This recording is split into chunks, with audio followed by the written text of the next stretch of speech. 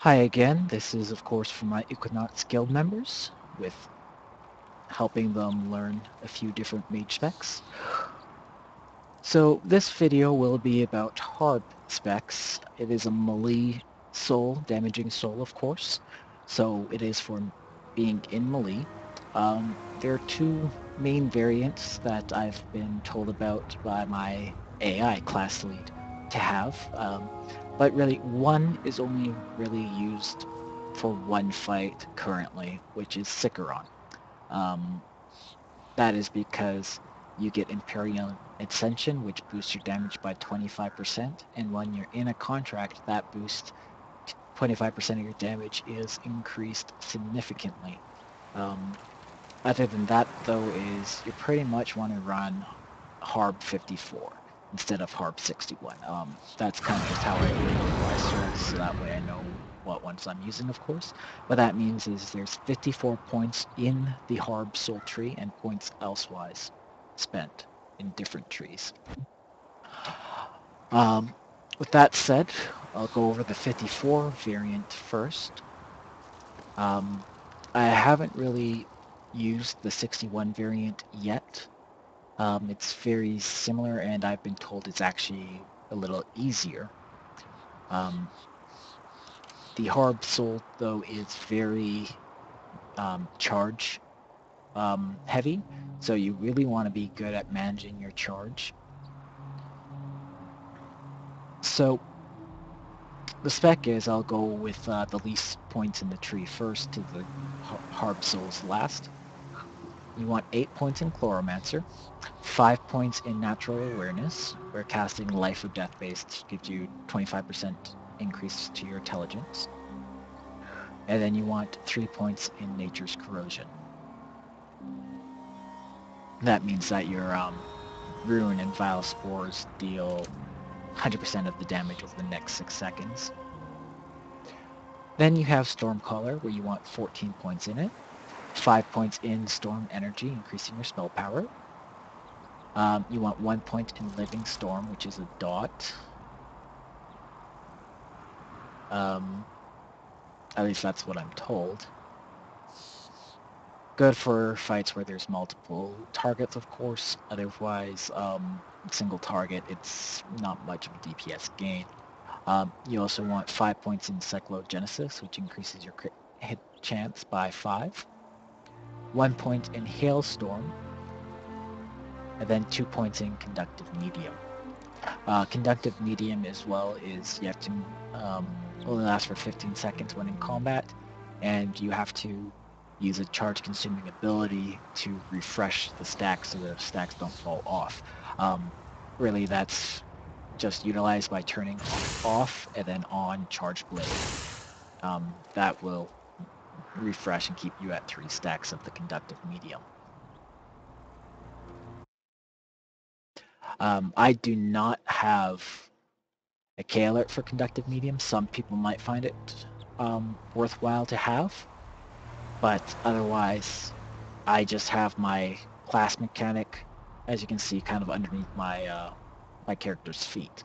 So that way it's kind of right there in my sight, so I know that when that I need to refresh it.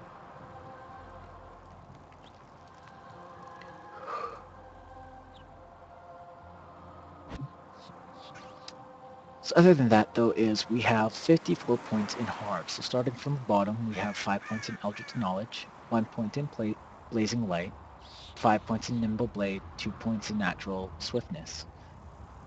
We then have 1 point in Piercing Beam, and then 3 points in Intensity, 5 points in Magnetic Blade, 2 points in Razor's Edge, 2 points in Lightning Riposte, 1 point in Planar Retreat, 2 points in Living Charge, 2 points in Vorpal Edge, 2 points in Eldritch Power, 1 point in Light Nova, 2 points in Insult to Injury, 1 point in Conditioned Response, 5 points in Combat Mastery, 1 point in Phase Step, 2 points in Desperate Response, 2 points in Furious Assault, 1 point in Blade Mark, 3 points in Rising Storm, 2 points in Jagged Blades, and of course the 1 point in Reaper's Blade.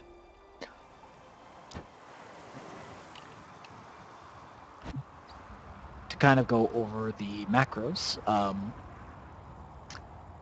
the 61 variant and the 54 variant, I have, of course, an interrupt macro. And then we have, you don't have to have a macro for this. All this does is making sure that Charge Blade is on before you use Tempest Winds. So if you're good and know to keep Charge Blade on, you don't need this macro, and then you can just put Tempest Wind on your bar. The other thing though is, I don't use this one at the moment. I use Charge at the one. This one cancels the Charge Blade, so that way you can build up with your spam attack Charge. Charge Blade, of course, all your slashing attacks, which is the majority of your attacks, will consume charge. As well, your proc macro has some charge consuming abilities, which consume more charge. So every once in a while, you'll need to, other than toggling on and off Charge Blade to keep up with stacks of conductive medium, you will need to turn it off so that way you can actually build up charge to use some abilities. Pretty much, if you get to about 20 or so charge, you want to build charge. If you're below half, you kind of might want to use it or get some a little bit more charge. So that's why I only use this one so far. I don't use the rending one because the rending one, it just makes sure Charge Blade is on, but your normal spam proc does that as well, and as well your normal proc one does that as well, at least how I have them set up. So you really don't need that one, so I'll just delete it.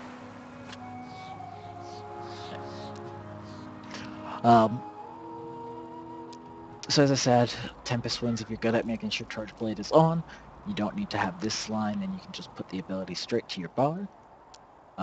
For the charge macro, I suggest doing this. Show Rending Slash, suppress macro failures. Do a stop casting. Cancel buff, Charge Blade. Cancel buff is all one word. Charge Blade is two. And then the next line would be cast Rending Slash. What this does is, see how I have Charge Blade right on? I'm going to hit my 3, which is where I have this macro.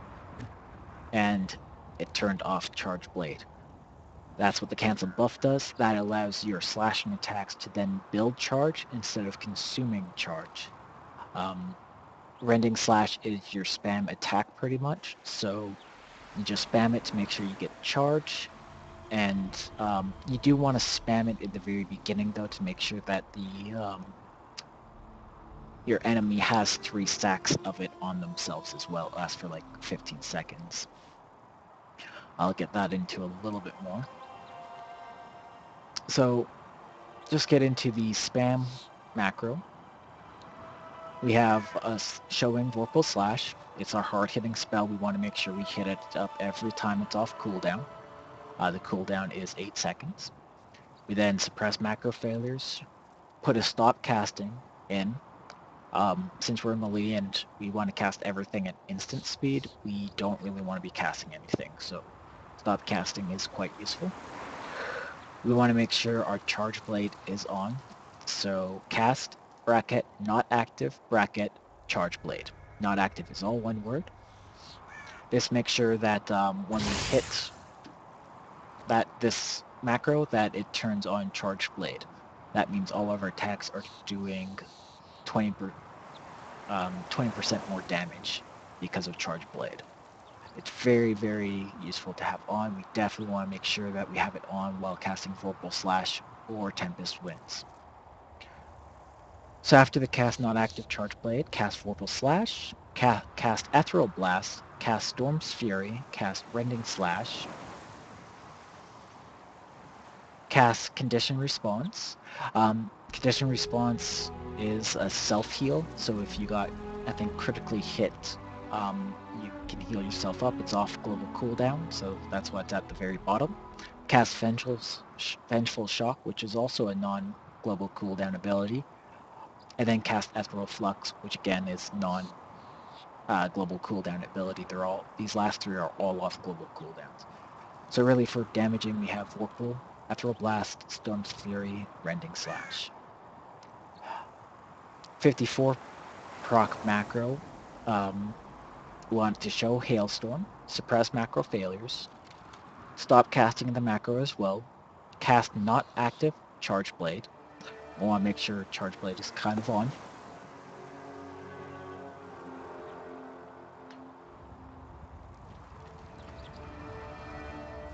Actually,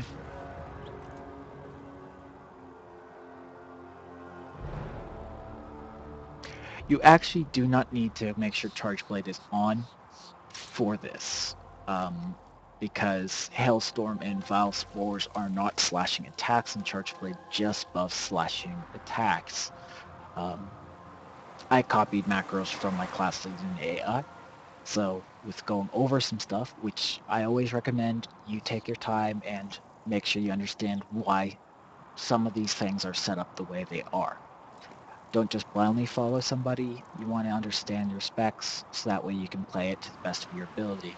That's why I highly suggest always looking over the talents, reading what they do and how they affect stuff. So with modifying this one, we just want to make sure we're not casting. We're going to use a charge consumer ability. We want to cast it at our target as a ground target AE, Hailstorm. And then we're pretty much just spamming Vile Spores after that until Hailstorm is off cooldown. It's up every 15 seconds.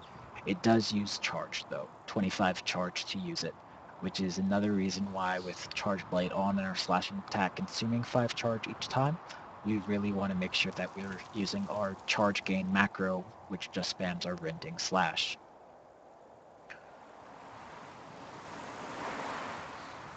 So that's the macros for 54 variant. The 61 variant, I'll just kind of show quickly here. I won't show the 61 variant in the video. I'll kind of go over the spec, of course, but I won't parse it a little bit or show it that way. So that's why I'm just go over the macros right now. For 61 variant, the spam macro is almost the same. We show Vocal Slash, press macro failures, stop casting, cast at self Arcane Manipulation. 61 seems to do better with Arcane Manipulation over the Ethereal Blast. Make sure we have the cast not active Charge Blade on. Cast Vorpal Slash, cast Storm's Fury, cast Rending Slash, cast Vengeful Shock, cast Thunder Shock, and cast Condition Response. So the difference here is that because the spec is a little bit different with points, we actually use cast Thunder Shock, which is an instant ability that we can cast on the move and at ranged. So that's why that's pretty much the only difference in this spec compared to the 54 spec.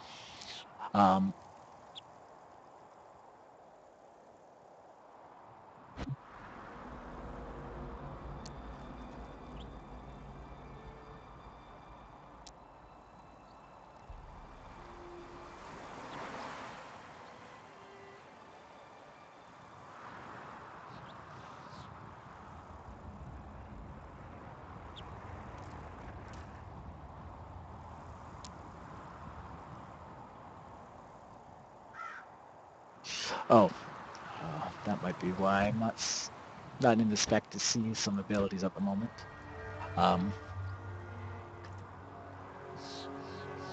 So I'll quickly switch to that spec to just kind of show.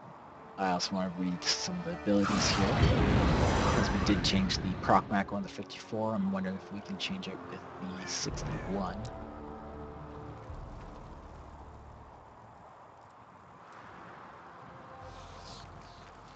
Yeah. So again, you don't need to have Charge Blade on in the proc macros, because the procs are never the slashing attacks. So the proc one is, because we have different sub-souls, a little bit different than the 54. What we're doing is show Hailstorm, suppress macro failures,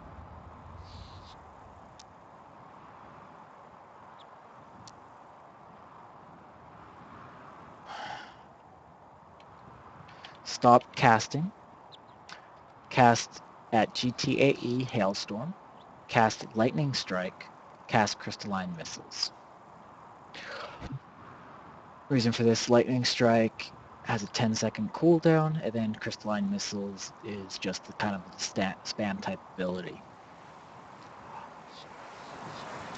So though that's how the macros are different, I'll show you the 61 spec currently. So we have 2 in Elementalist, 2 in Biting Cold, we have 13 in Stormcaller, 5 in Storm Energy, 5 in Cyclogenesis, 1 in Hailstorm, and 2 in Conductive Medium. This also gives us Ride the Wind that uses charge as well. And then of course for Harb it's 61. You get the whole tree filled in. Masteries for this.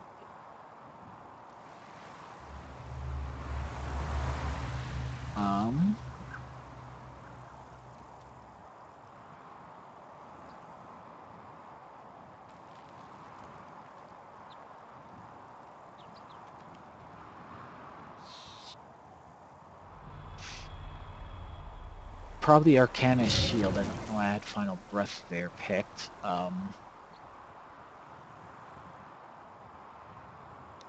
Rejuvenating Presence, Mental Connoisseur, Spark and Destruction, and then Arcane Manipulation. At least this is what I have been told for the spec. With the spec, of course, plays a lot like the 54 Harb. I've been told it's slightly easier. So you have your interrupt. You want to keep up Piercing Beam, Blazing Light. Those are your 2 dots. Blazing Light you can put at range. Piercing Beam is in melee range. Your spam macro, your proc macro, your charge gain macro. You want to make sure you have Lucent Slash to refresh the Blazing Light, and you have your charge. As well with that is you want to make sure that you're using Tempest Winds.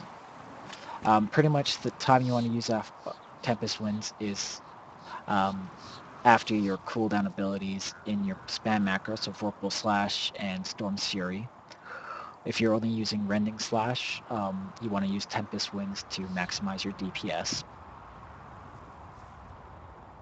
And that is, of course, you have your Charge Blade, you have your Imperial Ascension. This is the 1-minute cooldown, which increases damage, well, reduces damage taken by 20% and increases the damage you deal by 25 seconds for 15 seconds. Reason why this spec is used on Sikaron with the contracts is every 1 minute you can use it and do a bigger burst. Of course, when you use it, you get transformed into this. And then you just use your normal abilities and they just do more damage. As well, if there's dual targets, you have your Blade Mark.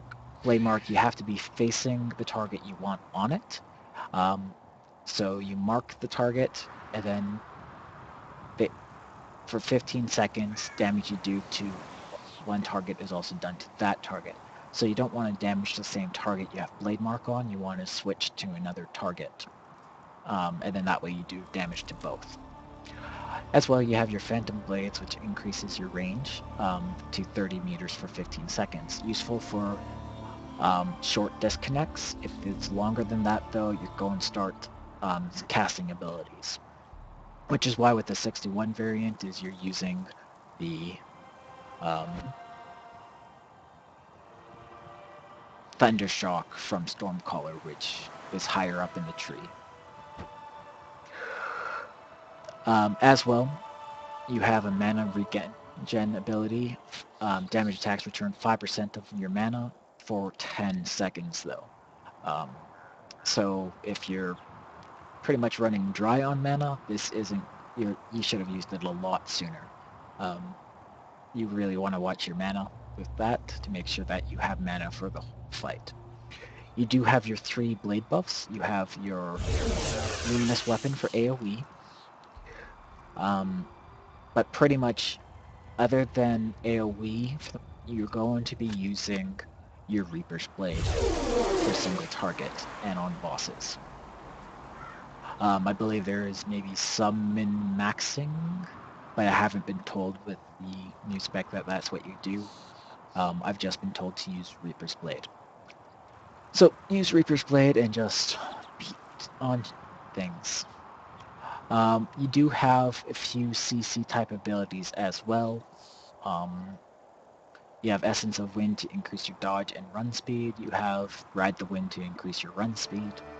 Break Free, and then you have a charge-consuming ability to reduce damage as well, Planar Shield. Again, because Stormcaller, you have Conductive Medium stacks, so you want to watch these stacks, make sure they don't fall off. How you do that is you just toggle Charge Blade on and off for the most part.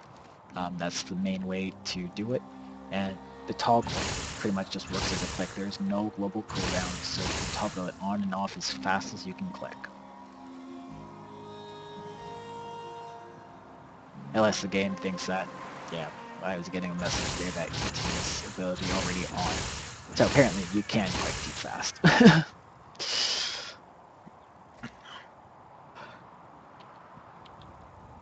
For K alerts, really, you're watching your rending slash stacks on the target.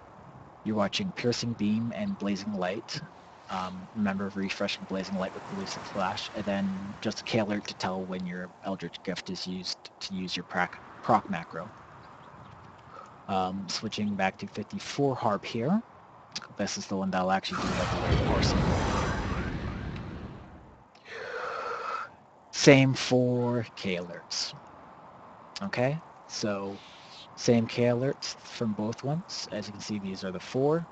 My pretty much 3 dots to make sure we keep up. Rending slash stacks up to 3, and then your Eldritch proc to use your proc macro.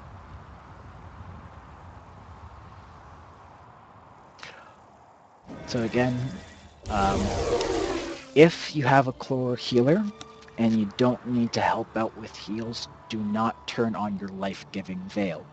If you have no Chloro healers, feel free to turn on life-giving veil. You will help your party or raid with doing some extra heals in this spec. But again, every Chloro cannot heal another Chloro with another veil on. So you gotta be very mindful about that.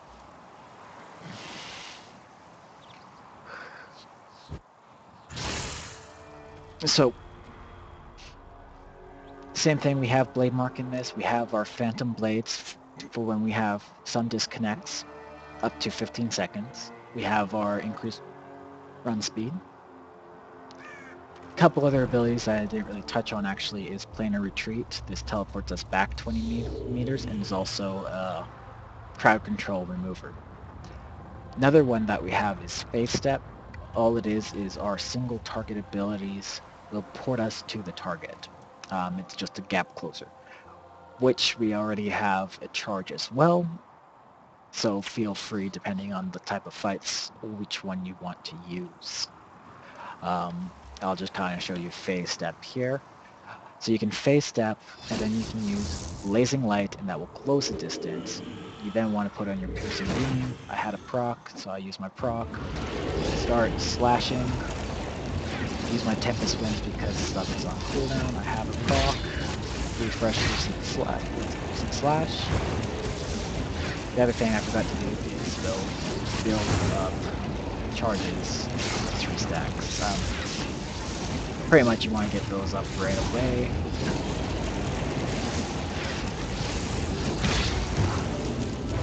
I'm a little bit clumsy this one. I'll just refresh this, go out and do a fresh parse.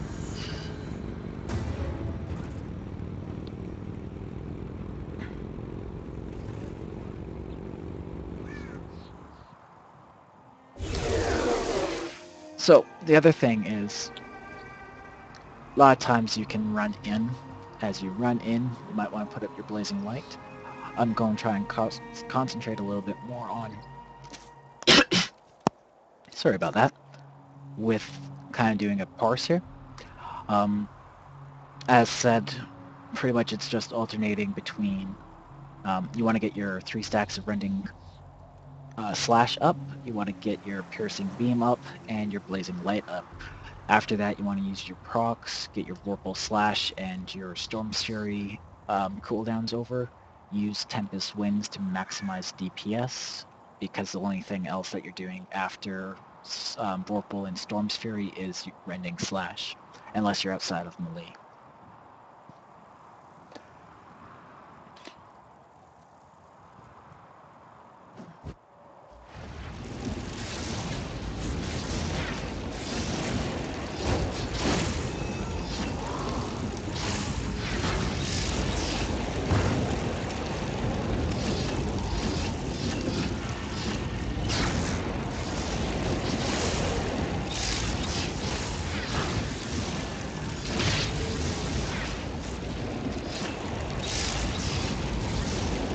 As well, Harb is very spell power heavy for stacking, so you want to watch that as well. More spell power will help scale and do more damage overall.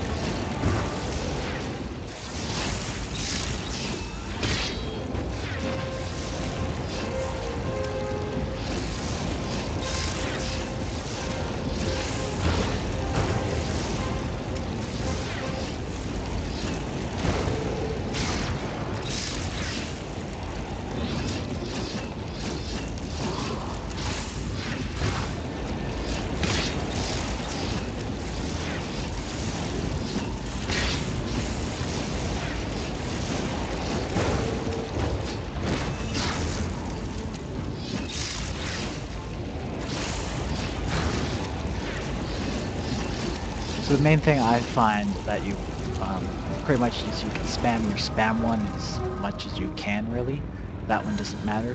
If you try spamming your proc one, though, you will start casting, as you kind of saw that I had happen. You saw my cast bar going Vile Spores. Of course, if I hit any macro again, pretty much I have that stop casting. It stops the cast right then and there as well.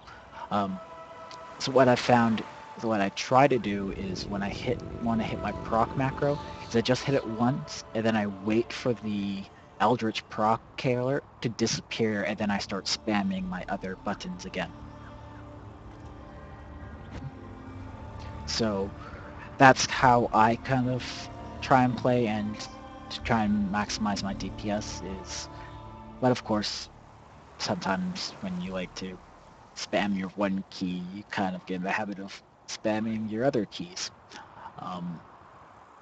You have a very short global cooldown with Harb, so you want to be hitting attacks as fast as possible, but as well you got to remember that you got to give it a second with, depending on if you're using ability Q and whatnot, to use up another ability.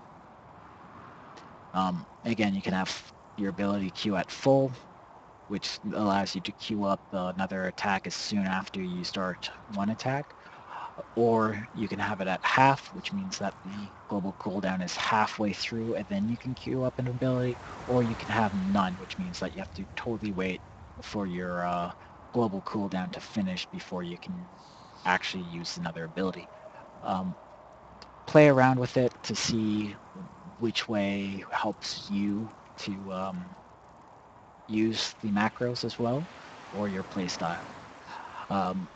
Really, I've been told that 61 Harb is a little bit easier than 54 Harb, but as I said, it's more useful for one fight currently, where 54 Harb kind of pulls ahead. So just bear that in mind and have fun playing.